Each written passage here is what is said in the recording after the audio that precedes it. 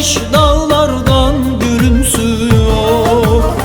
Zindan karası bir gece sona eriyor. Sırtımda kurşun yarası, elimde resmin of.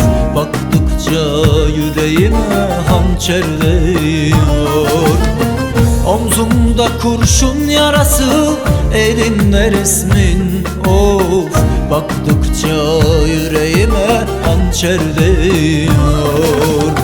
Senin hasretin dağlarda yolumu keser. Fırtına olur gönlümde delice eser. Bu gözlerim açık kalır, kalır da gider. Saçlarını okşamadan ölürsem eğer. Senin hasretin dağlarda yolumu keser. Fırtına olur gönlümde delice eser. Bu gözlerim açık kalır, kalır da gider. Saçlarını okşamadan ölürsem eğer.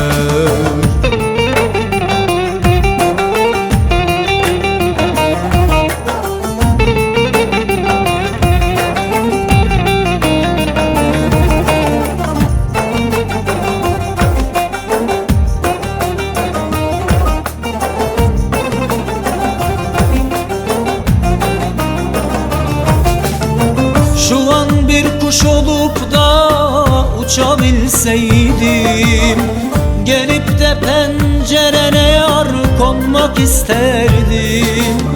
Belki bu son isteğim, son arzum bilmem. Öleceksen kollarında ölmek isterdim. Belki bu son isteğimdir, son arzum bilmem. Öleceksem yar kapında ölmek isterdim. Senin hasretin dağlarda yolumu keser. Fırtına olur gönlümde delice eser. Bu gözlerim açık kalır, kalır da gider. Saçlarını okşamadan ölürsem eğer. Senin hasretin dağlarda yolumu keser. Fırtına olur gönlümde savurur eser. Bu gözlerim açık kalır, kalır da gider. Saçlarını okşamadan ölürsem eğer. Bak ufukta güneş dağlarda gülümsüyor. Zindan karası bir gece, zindan karası bir gece sona eriyor.